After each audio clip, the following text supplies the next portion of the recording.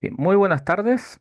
La Dirección de Extensión Cultural de la Universidad de los Andes les da la bienvenida a el ciclo Los escritores del boom. Adiós a una generación.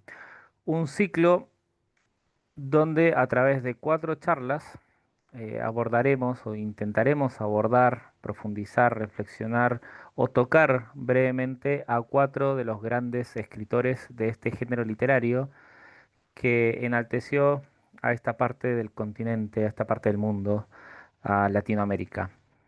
Vamos a partir con la charla del día de hoy, la charla Contar historias, García Márquez y el mito. Seguiremos después por Julio Cortázar, junto con la reconocida escritora Liu Bayés, para volver junto con el profesor que nos acompaña el día de hoy, con Mario Vargas Llosa, y finalmente aterrizar en Chile con el universo narrativo de José Donoso, con el profesor Joaquín Castillo Vial. Este ciclo además terminará o culminará o dará inicio más bien a un taller de lecturas y de escrituras impartida por la Dirección de Extensión Cultural, y más precisamente por la profesora Liuba Yes, ¿ya? Así que quienes también quisieran saber un poco más acerca de eso, les invitamos a visitar la página de extensión. Brevemente, y antes de partir con la charla del día de hoy, les explico la modalidad o les recuerdo para quienes son frecuentes, asiduos a este tipo de charlas de extensión, que hay una primera parte de exposición del profesor invitado, para después dar paso a un diálogo de preguntas y respuestas.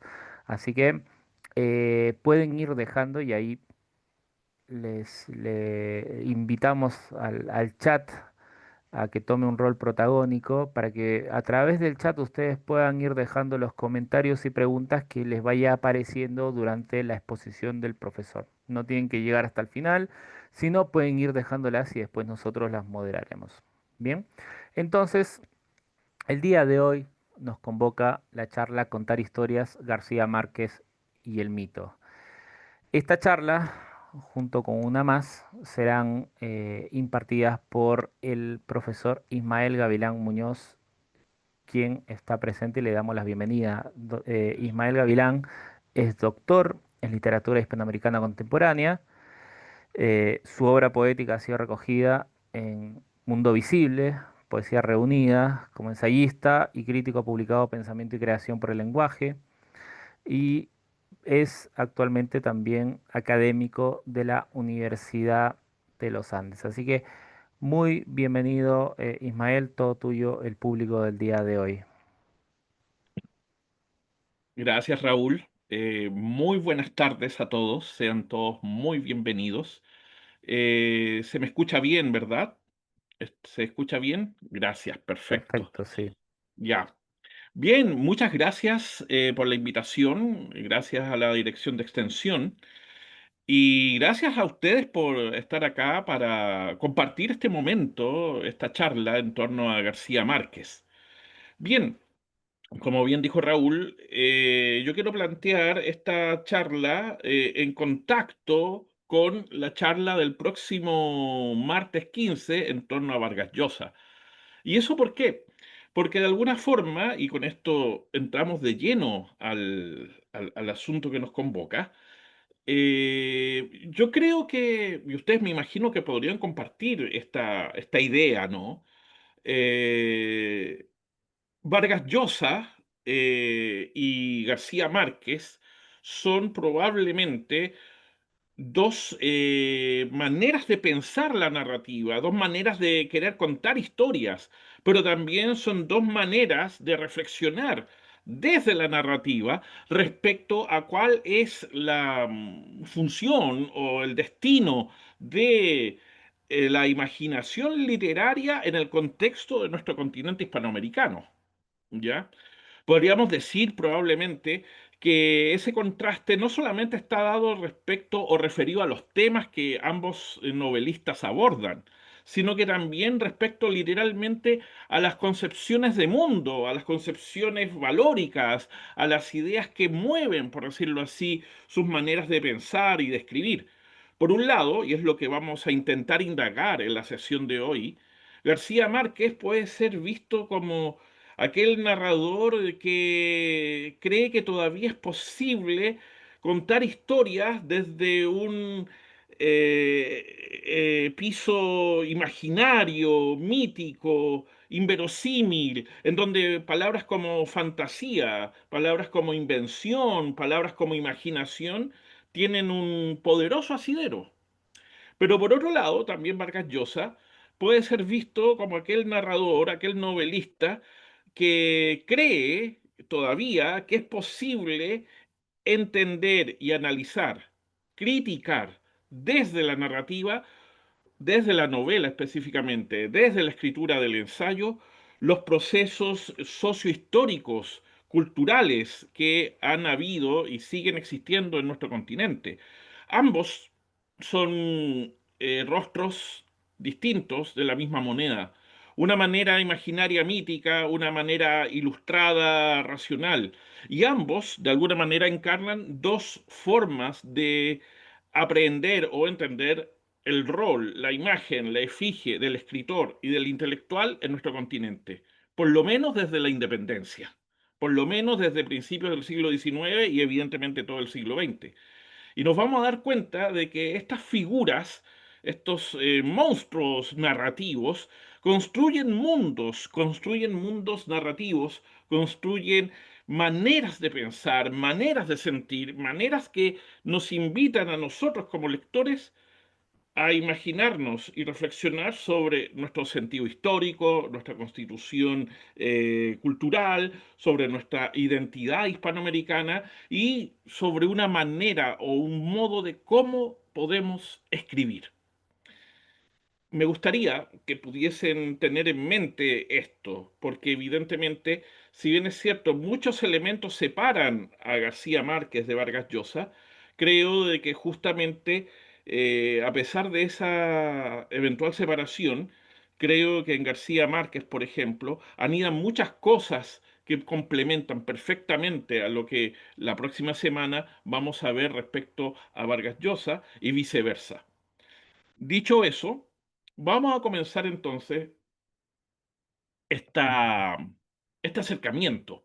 Y quiero plantear este acercamiento como una invitación a la lectura. Me imagino que todos nosotros hemos leído en alguna oportunidad, con más o menor intensidad, con más o más cercanía en el tiempo, alguna o algunas de las novelas de García Márquez, ya sea Cien años de soledad, El amor en los tiempos del cólera, Crónica de una muerte anunciada, El coronel no tiene quien le escriba, El general en su laberinto, y así sucesivamente. ¿Ya? Y desde ese punto de vista, siempre creo de que justamente nosotros, como lectores, nunca perdemos o debiésemos perder la oportunidad de volver a abordar esas novelas, esas lecturas que, para bien, sin duda, se han terminado convirtiendo en nuestros clásicos, ¿ya? Solamente una nota a pie de página que me parece sugestiva o ingeniosa, no lo sé cómo a ustedes les gustaría tomarla. Probablemente buena parte de los autores del boom hispanoamericano y algunos precursores de él, como Rulfo o Borges, o algunos que vienen un poquito después en el llamado post-boom, como Roberto Bolaño, por ejemplo, todos ellos siempre he querido imaginarlos como esos autores clásicos. Es nuestro siglo de oro, por decirlo en esos términos. Son nuestros autores y esas escrituras que se convierten en modélicas, en puntos de referencia. Bien, dicho eso, esta pequeña exposición yo la he querido organizar como en cuatro secciones. Primero, ¿qué es contar historias? Segundo, algunos elementos para contextualizar a García Márquez. Tercero, relato y mito en García Márquez, específicamente abordando algunas cosas de Cien años de soledad. Y finalmente, en cuarto lugar, bueno, ¿cuál es la necesidad del mito o del relato mítico en nuestra época?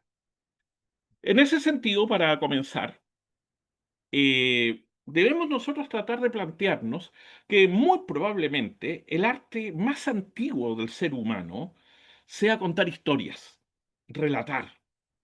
Un arte que quizás hace que nosotros como seres humanos seamos humanos. Es decir, al momento de plantearnos qué hace que el ser humano sea ser humano, más allá de caracterizaciones biológicas, más allá de caracterizaciones, por decirlo así, prácticas, ¿ya? O de sobrevivencia en un medio, probablemente, yo me atrevería a decir de que lo que nos hace seres humanos es que tenemos la capacidad para contarnos, para decirnos, para relatarnos, para enunciar distintas maneras de decirnos, de nombrarnos, y no solamente a nosotros mismos, sino también a todo aquello que nos rodea y nos dice. Podríamos de una u otra forma volver a esos relatos fundacionales de nuestra cultura. Estoy pensando, por ejemplo, en los relatos bíblicos, estoy pensando en los poemas fundacionales del mundo greco-latino, estoy pensando en esos relatos también de que tienen su origen en el mundo mesopotámico, estoy pensando en general en el relato que los pueblos en general realizan en el tiempo y que nos remiten a esta idea, y que es la siguiente. Somos lo que nos contamos sobre nosotros mismos y por ende los que nos imaginamos sobre nosotros mismos. Desde ese punto de vista, ciertamente, y sin ser necesariamente antropólogo, nosotros podemos dar cuenta de que ese relato fundacional en donde fundamos nuestras autopercepciones, fundamos nuestras maneras de entendernos, fundamos el modo en que nos percibimos a nosotros mismos habitando un espacio o creando comunidad, es identificable con la idea o el concepto de mito. En el fondo, ciertamente, una idea o un concepto de mito implica necesariamente una historia fundamental, una historia fundante. Evidentemente, tenemos que tener en mente esa idea, por decirlo así, ese concepto, para poder comprender de una u otra forma cómo García Márquez está en medio de esta noción y cómo esta idea de un relato fundacional que impregna y que crea literalmente nuestra cultura y nuestra autopercepción como seres humanos en el espacio en que habitamos, es fundamental para poder comprender su narrativa, poder comprender su propuesta narrativa. En ese sentido, en segundo término, podríamos decir algunas cosas bastante prácticas. García Márquez nace en 1927, fallece en 2014. Si ustedes se fijan, entre el año que nace y el año que fallece, García Márquez es protagonista del siglo XX, del siglo XX hispanoamericano, con toda su brillo, con todo su brillo y con toda su miseria, con todas sus contradicciones. Y desde ese punto de vista, sin duda, García Márquez, como yo decía hace un instante, es un autor de obras que hoy en día podríamos considerar perfectamente clásicas en nuestra literatura, en donde empleó la palabra clásica en un sentido muy laxo, es decir, como obras modélicas, obras que nos remiten y nos apelan respecto a nosotros mismos. Novelas que todos ustedes, todos nosotros conocemos. Cien años de soledad, El amor en los tiempos del cólera, Crónica de una muerte anunciada, El coronel no tiene quien le escriba, y así sucesivamente. ¿Ya? Ahora bien, podríamos de una manera bien práctica situar que esto se da en el contexto del boom hispanoamericano, ¿ya? Esa explosión narrativa de una serie de obras que van aproximadamente entre 1960 hasta mediados de los años 70 o fines de los años 70. Ahí podríamos tal vez situarlas de alguna forma. Ahora bien, me gusta pensar que evidentemente el boom hispanoamericano es también no solamente un fenómeno editorial, no solamente un fenómeno de mercado editorial y de divulgación universal o cosmopolita o de globalización, si ustedes quieren decirlo con las palabras más contemporáneas, de una serie de obras narrativas de diversos autores que cruzan los continentes, que se traducen a distintos idiomas en un lapsus relativamente breve.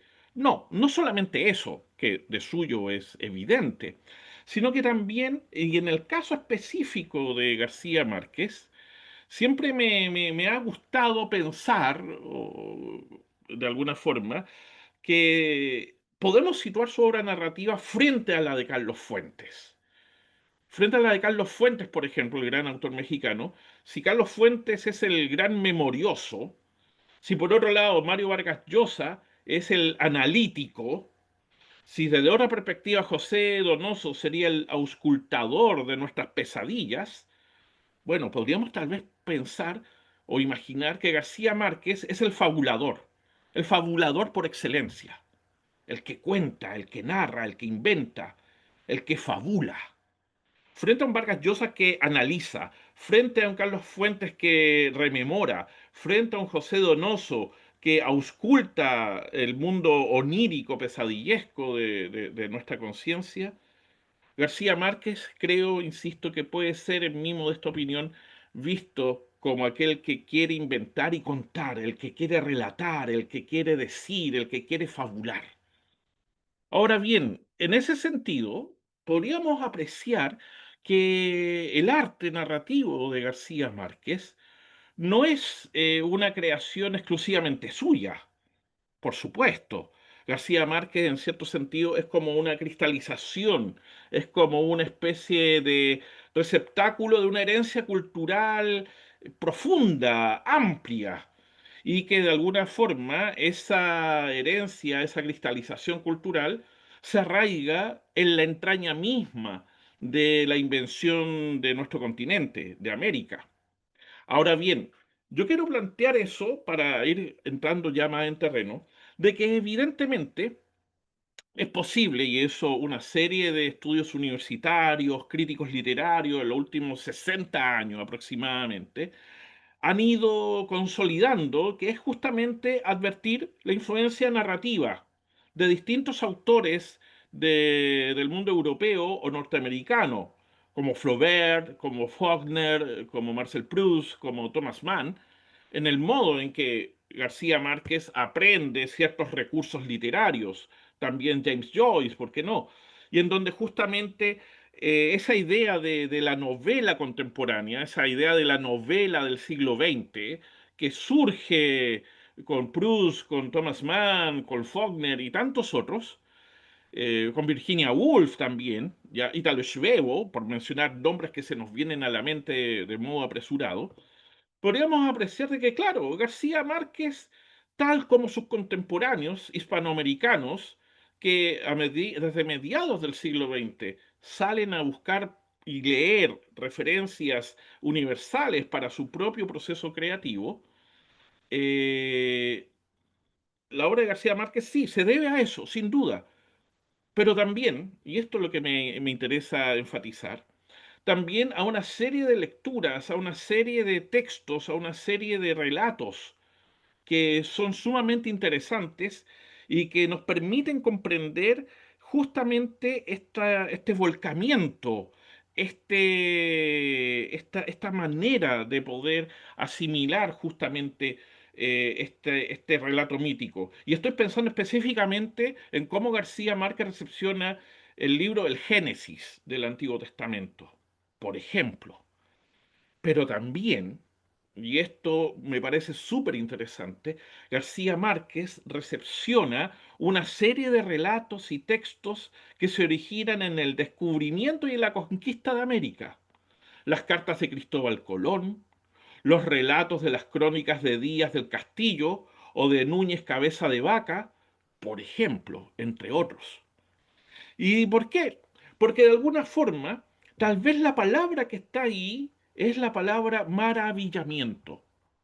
Si uno lee las cartas de relación, si uno lee las cartas de Colón, los relatos míticos de Bernal Díaz del Castillo, de Núñez Cabeza de Vaca, y toda esa literatura del siglo XVI, en donde justamente el mundo hispánico se acerca, descubre y conquista nuestro continente a partir del viaje de Colón, Tal vez la palabra que resalta, que aparece en distintos textos, es el de maravillamiento, el de ver que el referente que tienen los españoles o los europeos que llegan a nuestro continente en esos plazos son referentes que vienen de su propio mundo mítico, del mundo mítico que por un lado está alimentado por los textos religiosos, léase Antiguo y Nuevo Testamento, pero también de una serie de leyendas, historias y mitos, como por ejemplo leyendas, historias que vienen de los relatos míticos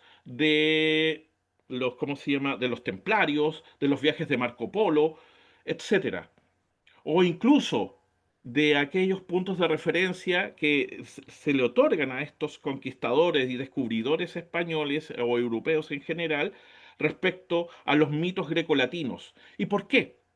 Porque el mundo que ven ante ellos es un mundo que no ha sido nominado y los embarga un maravillamiento respecto a la vegetación, respecto a los animales, respecto a la geografía humana, respecto a los espacios que ven. Esa actitud de maravillamiento que poseen los descubridores y los eventuales conquistadores, que también se convierten en cronistas, en exploradores, de alguna manera es una manera de alimentar justamente la impronta que posee García Márquez respecto a cómo ver el continente, cómo imaginarlo. Porque aquí hay una cosa que es sumamente interesante. García Márquez sabe perfectamente, a la luz de todos estos referentes, tanto los referentes de la novela europea del siglo XX, que él conoce perfectamente, como a su vez de estos relatos maravillosos y de textos religiosos que también conoce perfectamente, sabe que uno de los elementos primordiales de toda narración que cuenta historia de aquello que le asombra, cuenta historia de aquello que le maravilla. Ahora, tenemos que detenernos y tratar de pensar ese elemento y ver cómo forma parte esencial del modo o el intento que tiene García Márquez para imaginar o para articular un modo de narrar. Eso es sumamente interesante. ¿Por qué? Porque esta sería la impronta. Un relato que esté basado en una idea o en una concepción temporal que desborda nuestra comprensión lineal y racional del tiempo. Todos los textos que he mencionado, buena parte de ellos, plantean, y García Márquez da cuenta y acusa recibo de ese desafío, da cuenta de que justamente si queremos relatar, el relato está inscrito en una manera de comprender el tiempo, en un modo de entender cómo transcurre el tiempo narrado, el tiempo de la sensación subjetiva y el tiempo, entre comillas, objetivo, que está fuera de nuestra percepción y que transcurre. Esas vertientes temporales, de una u otra forma, implican que el relato no solamente describe el tiempo dentro del cual se desenvuelve, sino que literalmente funda, crea, origina una manera de entender el transcurrir temporal. Y ese detalle no deja de ser fundamental para entender a García Márquez. Porque quiero enfatizar esto. Narrar no solamente tiene una implicancia técnica, el tipo de narrador, modos de adjetivación, el desplazamiento de la acción, la descripción de lugares, sin duda lo posee, son elementos que un buen narrador posee con una eficacia técnica en distintos niveles. Más bien, detrás o articulando esa técnica narrativa, siempre va a haber una concepción del tiempo, va a haber una manera de percibir cómo transcurre el tiempo. Y será sumamente interesante entender que esta manera de entender el tiempo en García Márquez implica revelar el tiempo fundante que implica el tiempo mítico. Y eso García Márquez lo entiende de estos textos que forman parte fundamental de su aprendizaje. Y en ese sentido, es revelador justamente esto. El relato, en su fundamentación, posee al tiempo mítico. ¿Y qué es el tiempo mítico? Es decir, ese tiempo que posee cruces y quiebres, ese quiebre respecto a una idea lineal del tiempo y que subvierte nuestro concepto racional moderno respecto a que el tiempo debe ser lineal, finalista, y en donde hay una disonancia entre la concepción subjetiva de cómo percibimos el transcurrir y lo, entre comillas, la objetividad que está otorgada por relojes calendarios y que implica una idea o concepto de tiempo lineal que es progresiva. El tiempo mítico no es progresivo. El tiempo mítico es cíclico. El tiempo mítico siempre retorna. El tiempo mítico siempre quiere repetir. El tiempo mítico siempre quiere volver hacia.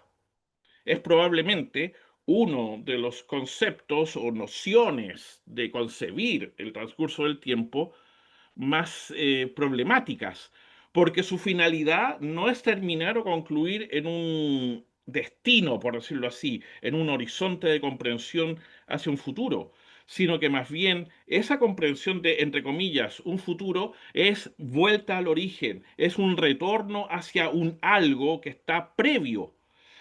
Esa concepción del tiempo mítico, ciertamente pienso yo, no solamente es posible detectarla en los estudios de algún antropólogo o en los estudios de algún sociólogo. Yo creo que básicamente en García Márquez esa comprensión del tiempo mítico es la comprensión de un tiempo donde la experiencia vuelve una y otra vez a remontar a un posible y anhelado origen, ¿ya? Un relato que ve en su configuración un modo de asumir una realidad que nunca se muestra estática como corriendo por un riel directo, sino que es un tiempo de relato, un tiempo experiencial, por decirlo así, que se vuelve dinámico en su recursividad. ¿Ya? Podríamos incluso pensar, si es que nos quisiéramos poner más filosóficos, por decirlo en esos términos, que la concepción espacio-temporal del tiempo que se narra en García Márquez es literalmente una especie de, entre comillas, muy entre comillas, una especie de filosofía de la historia. Una manera de entender que lo histórico no necesariamente tiene que ir por la línea del progreso o de una linealidad. Son complejas las implicancias de tratar de entender este fenómeno. Pero García Márquez no es filósofo. García Márquez no es tampoco historiador. García Márquez es novelista. García Márquez es un fabulador. Y desde esa perspectiva, el modo que tiene García Márquez de transmitirnos esa reflexión, por decirlo así, no es a través de una tesis, no es a través de una reflexión filosófica, no es a través de un análisis sociológico, es a través de la misma materialidad que constituye el tiempo mítico, es decir, a través del relato. Desde ese punto de vista podríamos tal vez pensar o creer de que en García Márquez hay un ejercicio tautológico. ¿Cómo puedo dar cuenta reflexivamente del tiempo mítico en ese transcurrir cíclico? ¿Teorizando sobre ello? No, relatando sobre ello. Y en donde el propio relato es la representación misma de aquello sobre lo cual se reflexiona. ¿Ya?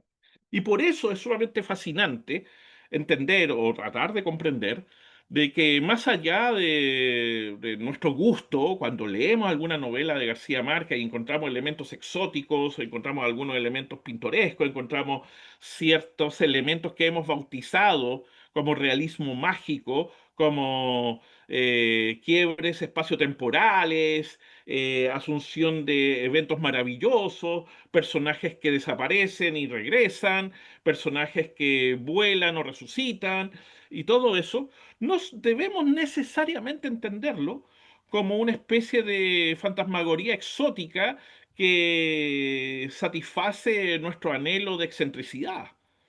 No, tendríamos que entenderlo desde otra perspectiva, en nuestra opinión. Teníamos que entender todos esos fenómenos que nosotros podemos ver aparecer en la narrativa de García Márquez como parte constitutiva de un modo de entender la realidad cuando es relatada o es contada desde esta perspectiva mítica. Porque en el tiempo cíclico, en el tiempo que vuelve, que es propiamente tal el tiempo del mito, el tiempo del mito implica que la no finalidad concluye en una posibilidad de volver, de resurrección. Por eso, si ustedes se fijan permanentemente en distintos relatos de García Márquez, podríamos hacer un pequeño comentario a pie de página con el famoso verso del poeta chileno Gonzalo Rojas, contra la muerte. El relato mítico da a entender de que no es posible comprender la finalidad de la historia, sino como muerte y resurrección. Ahora bien, eso tal vez en nuestra manera de entender en nuestra época el transcurrir del tiempo, en una sociedad técnica como la nuestra, en una sociedad en donde justamente hemos convertido a la técnica en mito, como una especie de sustitución mecánica de lo que puede ser una idea de imaginar la resurrección y el retorno a una especie de origen, las novelas de García Márquez se nos presentan como un ejercicio desafiante. Y en ese sentido, avanzo hacia el tercer punto de esta exposición. En ese sentido, Cien años de soledad es la pieza clave para tratar de entender este entramado donde García Márquez expone su concepción temporal arraigado en el tiempo mítico. Contar una historia es relatar el origen de esa historia, y ese relatar se confunde con un tiempo que está fuera del tiempo porque inaugura ese tiempo. En Cien años de soledad asistimos a cómo se comprende ese tiempo. Lo podemos apreciar, por ejemplo, no solamente en lo referido al tiempo cíclico y repetitivo, sino en la historia de una familia. Y aquí, evidentemente, y esto lo ha señalado la crítica un montón de oportunidades, gran parte de esa historia familiar nos remite, por supuesto, al calco, a la imagen que podemos encontrar en el Antiguo Testamento, la historia de los patriarcas, los libros del Génesis, ¿ya? Y que de alguna forma puede ser visto desde esa perspectiva, pero también el tiempo mítico de una historia familiar en donde se entrelazan elementos mágicos, elementos de genealogía, en donde de alguna manera el tiempo va cumpliendo su manera de representarse a través de las vidas y conductas de los distintos familiares, ya sean los aurelianos, ya sean los arcadios, ya sean los distintos personajes que, por ejemplo, en esta novela, que yo veo como una de las principales donde se puede manifestar este concepto de un tiempo mítico en donde se relata la historia, eh, hay una especie de paralelismo entre la historia con mayúscula y la historia con minúscula, la historia del relato objetivo histórico de fronteras, de guerras civiles, que aparece de vez en cuando y emerge en el relato de Cien años de soledad, y, entre comillas, la historia con minúscula, la historia subjetiva, los hijos, los padres, los primos, las aventuras que tienen, los elementos que tienen, las historias de amor, las historias de desamor, las historias de conjunción, etcétera, y cómo se van entrelazando y cómo se van otorgando. O, por ejemplo, lo que sucede en El amor en los tiempos del cólera, en donde la historia personal de los amantes protagonistas, por ejemplo, va en paralelo a la historia de Colombia de la segunda mitad del siglo XIX, por ejemplo, y vemos guerras y vemos problemas sociales y vemos conflictos, pero el tiempo interno de los protagonistas que, entre comillas, van envejeciendo, en el fondo no están envejeciendo, sino están ejerciendo un elemento retardario para poder encontrarse al final de la historia, cerrando como todo un ciclo. Entender el tiempo como una especie de identidad que te va otorgando la comprensión de ese mismo tiempo, hace que nosotros podamos ver en Cien años de soledad, por ejemplo, que lo que ahí se cumple es una especie de necesidad de contar una historia.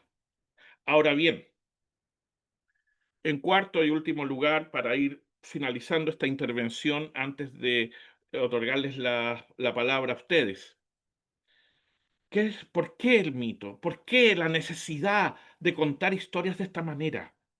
¿Por qué? ¿Qué sentido tiene? ¿Por mero gusto cultural? ¿Porque García Márquez encontró un modo de narrar que lo diferencia de sus congéneres narradores? ¿Porque de alguna manera es algo interesante? ¿Porque quiere hacer una especie de experimentación formal en la manera de narrar? Por supuesto que no. Hay algunos elementos que sí, probablemente. Yo quiero simplemente plantear, a modo de muy genérico, que esto se debe a una comprensión más genérica de lo que es la crisis que padece la modernidad desde el siglo XIX y su idea y la crítica a la idea de progreso y avance, ¿ya? Probablemente después de la Primera Guerra Mundial, después de la crisis económica del 29, después de la Segunda Guerra Mundial, sin duda podemos apelar a la filosofía, a la sociología, a distintos textos que nos dan a entender de que una idea de modernidad con sus banderas de progreso, avance técnico y felicidad está por lo menos puesto en entredicho. Nos va a otorgar en Hispanoamérica esta idea de modernidad, el anhelado logro de una estabilidad cultural, política y social. Esa es una discusión que ha estado en la palestra en los últimos literalmente 80 años, ¿ya?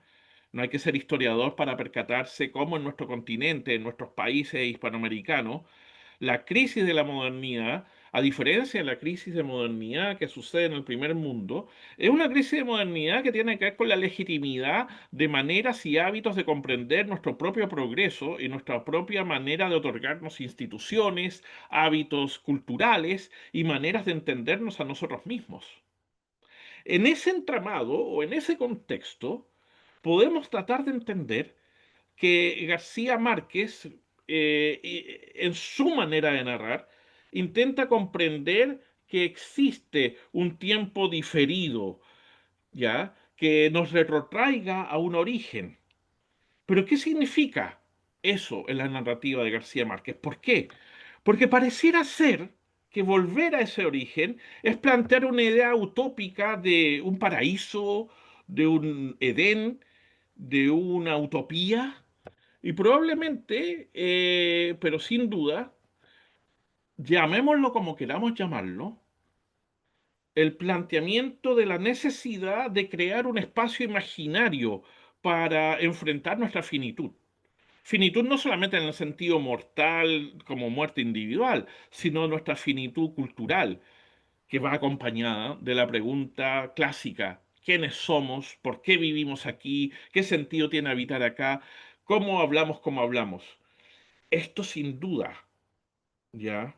Esta idea de utopía que llámalo paraíso, llámalo Edén, no está en el futuro. La revolución es a la inversa.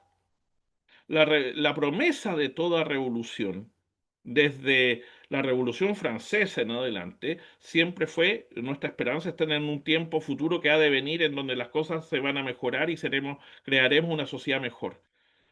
En Hispanoamérica, desde la Revolución de Independencia, desde la Revolución Mexicana y desde todos los movimientos sociales y culturales de los cuales García Márquez es partidario, pareciera ser de que tras la máscara o tras el rostro de una idea de progreso siempre se esconde la necesidad de volver a un tiempo de origen, volver al paraíso, volver a un Edén, volver a una utopía, tal como los conquistadores, tal como los descubridores venían huyendo o escapando de Europa y se dieron cuenta que aquí podía comenzarse desde cero, pero no en un sentido de progreso, sino como un tiempo mítico que podría revertir aquella premodernidad que está expresada en relatos míticos.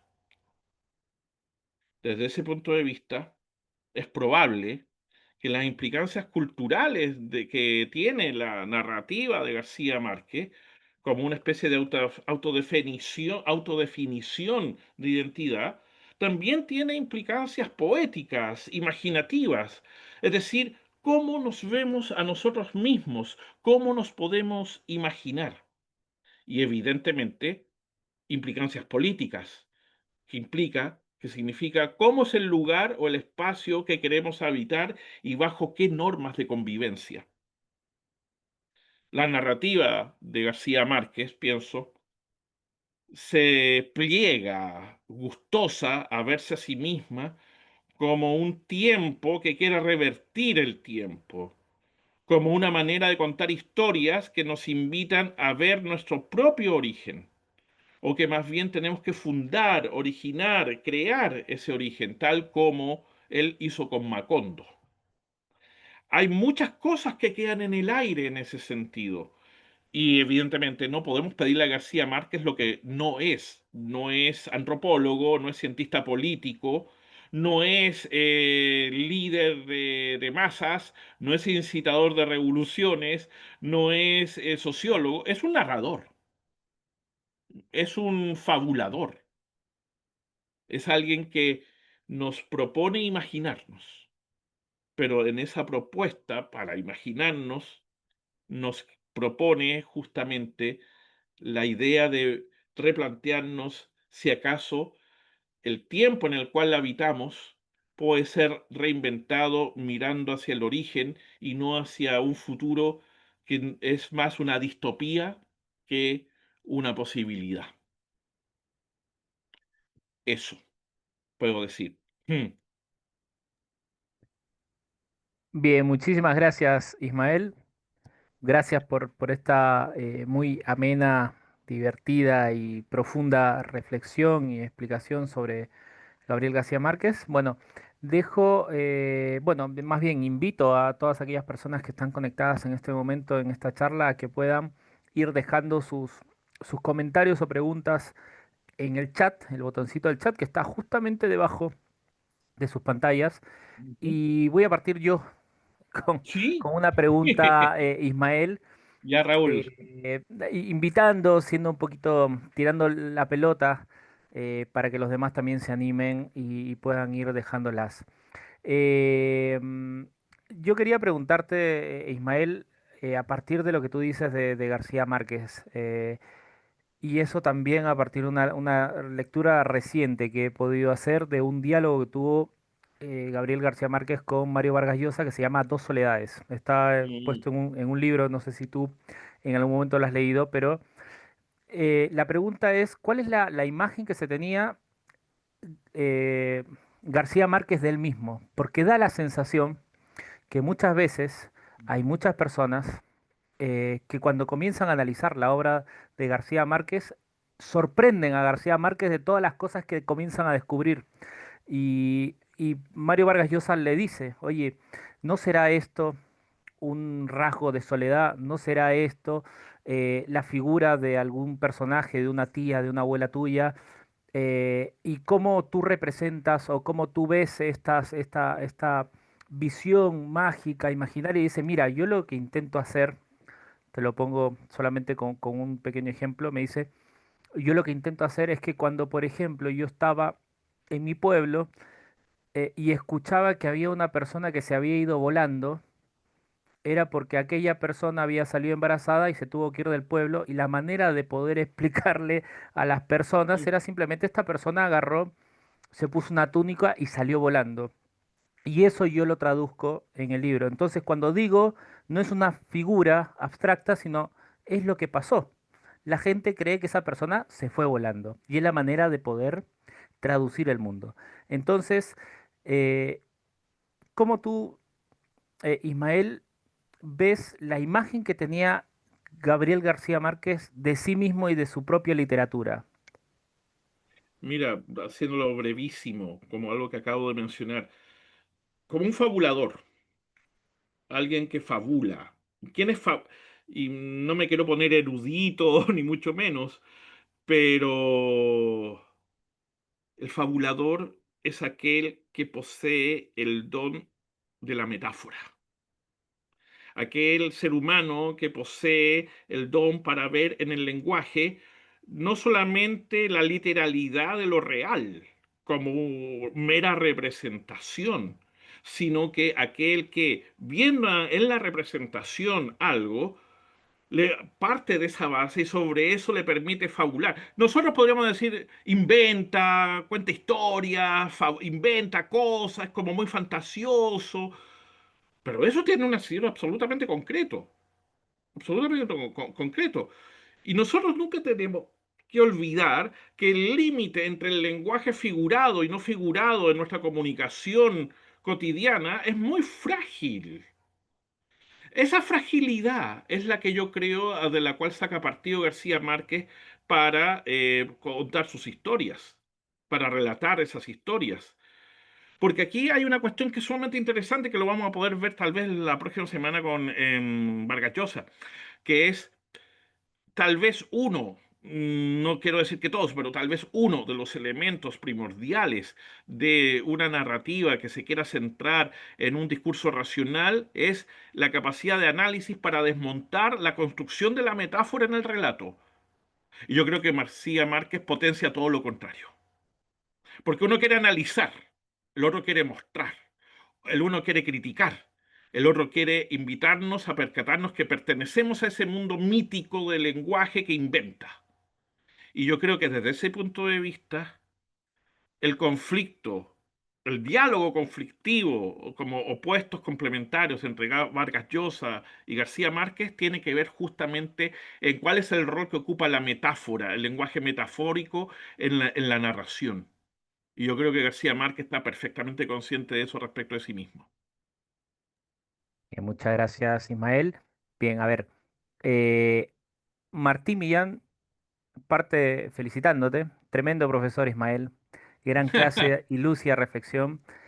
¿Qué nos podría decir sobre la recepción contemporánea de García Márquez? Y pregunta, ¿qué tan distinta sería la recepción de Cien años de soledad si se publicara hoy, en una época donde el realismo mágico podría ser leído como una forma de evadir la crudeza estructural de América Latina y no como una forma de revelarla? Uy, daría para mucho una respuesta en torno a eso. A ver, mi percepción es que autores o escritores como García Márquez y también en cierto sentido como Cortázar, ya, que yo creo que son muy similares en la potencialización que le otorgan al poder metafórico, como lo que acabo de decir, como de la fabulación, ya, es algo que hoy en día, en mi modesta opinión, está en profunda crisis, ya.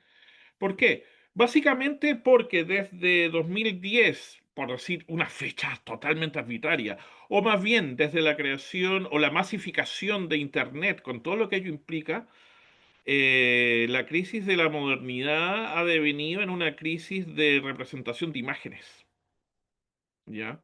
Y desde ese punto de vista, nunca debemos olvidar que el mito, el relato mítico, te otorga una especie de unión, una especie de configuración de sentido, lo que, haciendo una analogía muy genérica, por favor, ¿no? Pero creo que práctica de manera, para decirlo acá, tal como la religión fue en la Edad Media. Es decir, mega relatos que articulan una estructura social, cultural, anímica.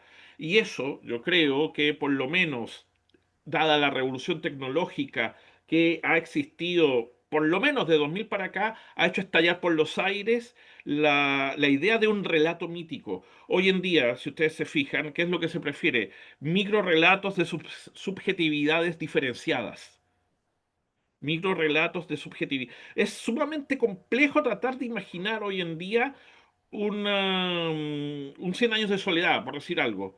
No tanto por un tema de técnica narrativa, que eso es aprendible, sino respecto a, ¿podemos todavía entender una especie de concepción mega espacial mega temporal y espacial, que nos dé una articulación relativamente coherente de lo que es el sentido, independiente que sea mítico o más realista? Y yo creo que no. Es sumamente complicado, ¿ya? Es sumamente complicado. Entonces, desde ese punto de vista, yo creo que la recepción que se tiene hoy de Cien años de soledad y de muchas obras del boom, ojo, es lo que pasa con todo clásico. Es decir, lo miras como algo monumental, hay una monumentalización, pero al mismo tiempo hay una crítica. Anda tú a plantear frente a los estudios literarios contemporáneos que hable sobre las novelas de García Márquez o las novelas de Vargas Llosa o de Cortázar.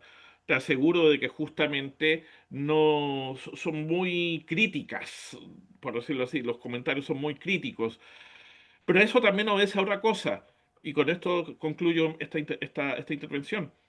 El tiempo de la obra necesariamente tiene que ver con el tiempo de su recepción crítica, o los instrumentos de recepción crítica son equivalentes a los instrumentos lingüísticos e imaginarios que usó la obra para manifestarse, y a veces ahí hay una disonancia. No nos debiese extrañar. Eso es lo que me atrevería a decir por el momento. Bien, Edgardo hace una pregunta, dice, la forma de escribir de García Márquez fue única. ¿Cómo ve usted la literatura actual? Yo podría sumar quizá la literatura latinoamericana actual. En el momento del boom, sabíamos que estábamos en un boom, o se percibía que había una atmósfera bastante positiva para América Latina. ¿Cómo la describirías tú, Ismael, la forma actual de escribir en América Latina? O sea, por decirlo de manera, usando otra analogía, las grandes novelas del boom, Cien años de soledad, Rayuela, ¿cómo se llama? Conversación en la catedral, u otras que podrían estar adosadas al boom, como Paradiso y Les llama Lima, o las novelas de Carlos Fuentes, lo que tú quieras. Son grandes sinfonías que articulan o modulan melodías de alta complejidad. Hablábamos antes de comenzar la sesión con Raúl de la complejidad que significa leer Conversación en la Catedral, o también la complejidad que significa leer Paradiso, o la complejidad que significa en cierto sentido leer Rayuela. En fin, grandes estructuras que implican una especie de análisis formal, lingüístico, etcétera. Hoy en día ¿qué presenciamos? Textos que se nos hacen pasar por novelas, que son microtextos en donde estamos en presencia de escrituras hiperfragmentadas, de manifestaciones altamente subjetivas y que no están sostenidas necesariamente por una especie de hilo conductor, sino que nos incitan a comprender de que el sujeto está descentrado, fragmentado frente a, no sé, estas grandes novelas que tienen 300, 400, 500 páginas. Hoy vemos novelas de 100 páginas, 80 páginas, 100 páginas. Va no solo desde la extensión, sino de la estructura interna del narrar. Pareciera ser de que justamente buena parte de lo que pasan, entre comillas, por ser novelas contemporáneas, son como fragmentos que están unidos intuitivamente y que el propio lector tiene que llenar, como diría Humberto Eco, esos espacios en blanco para poder constituir un sentido, ya desde la forma hasta la extensión y respecto al tipo de sujeto que vemos representado en esas, entre comillas, novelas contemporáneas. Interesante. Hay herederos, bueno, Olga Barajas dice que excelente y entretenida charla y pregunta, ¿hay herederos contemporáneos de García Márquez o o quedará más bien como un clásico? O sea, yo creo que herederos en el sentido de imitadores de estilo es medio difícil. Yo creo que durante un buen tiempo, no sé si ustedes se recuerdan, en los años 90 siempre se acusó a Isabel Allende de ser una especie de plagiaria de García Márquez por este concepto, esta idea de realismo mágico. Tal vez sí, tal vez no, no lo sé. Pero más allá de esa superficie que es como evidente, ¿en qué se parece? Andar buscando, se parece en esto, se parece en esto otro. Yo creo de que hay herederos, o sea, ¿cuál es la idea de un clásico?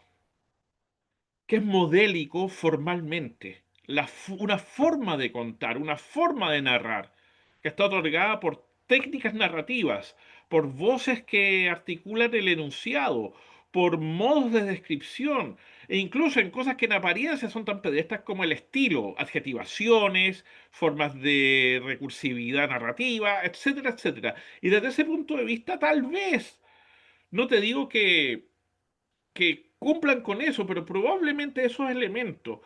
en donde podemos ver el cruce entre imaginación y realidad, o ficcionalización de realidad, o realismo de ficción, tal vez por ahí podríamos indagar en ciertos relatos contemporáneos esa difuminación. Lo que pasa, y con esto concluyo, es que este tipo de narrar, en un país como Chile al menos, es complicado, por cosas que serían largas de decir y que ameritarían otra charla.